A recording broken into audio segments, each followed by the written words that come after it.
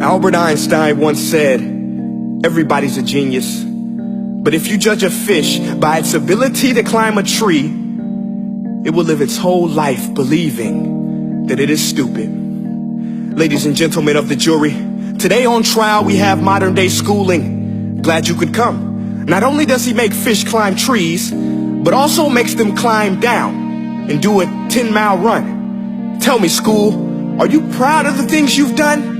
Turning millions of people into robots, do you find that fun? Do you realize how many kids relate to that fish swimming upstream in class, never finding their gifts, thinking they are stupid, believing they are useless? Well, the time has come, no more excuses. I call school to the stand and accuse him of killing creativity, individuality, and being intellectually abusive. He's an ancient institution that has outlived his usage.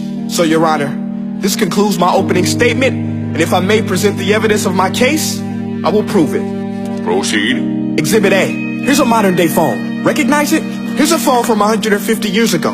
Big difference, right? Stay with me. Here's a car from today, and here's a car from 150 years ago. Big difference, right? Well, get this. Here's a classroom of today, and here's a class we used 150 years ago. Now ain't that a shame? In literally more than a century, nothing has changed. Yet you claim to prepare students for the future? But with evidence like that, I must ask, do you prepare students for the future or the past? I did a background check on you and let the record show that you were made to train people to work in factories, which explains why you put students in straight rows, nice and neat, tell them sit still, raise your hand if you want to speak, give them a short break to eat, and for 8 hours a day, tell them what to think. Oh, and make them compete to get an A letter which determines product quality, hence grade A of meat. I get it. Back then, times were different. We all have a past. I myself am no Gandhi. But today, we don't need to make robot zombies. The world has progressed. And now we need people who think creatively, innovatively, critically, independently, with the ability to connect. See, every scientist will tell you that no two brains are the same. And every parent with 2 or more children will confirm that claim.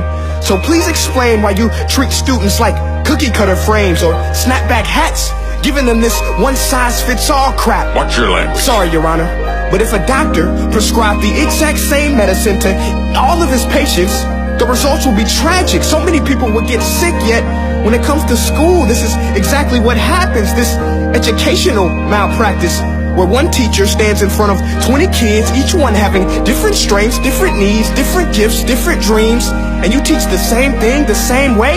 That's horrific. Ladies and gentlemen, the defendant should not be acquitted. This may be one of the worst criminal offenses ever to be committed.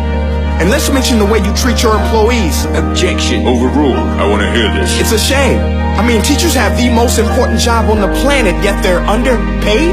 No wonder so many students are short-changed. Let's be honest. Teachers should earn just as much as doctors, because a doctor can do heart surgery and save the life of a kid. But a great teacher can reach the heart of that kid and allow him to truly live. See, teachers are heroes that often get blamed, but they're not the problem. They work in a system without many options or rights. Curriculums are created by policymakers, most of which have never taught a day in their life. Just obsessed with standardized tests. They think bubbling in a multiple choice question will determine success. That's outlandish. In fact, these tests are too crude to be used and should be abandoned, but don't take my word for it. Take Frederick J. Kelly, the man who invented standardized testing, who said, and I quote, "These tests are too crude to be used and should be abandoned." Ladies and gentlemen of the jury, if we continue down this road, the results will be lethal. I don't have much faith in school, but I do have faith in people.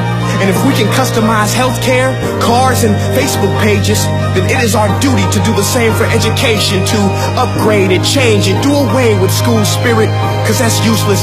Unless we're working to bring the spirit out of each and every student, that should be our task.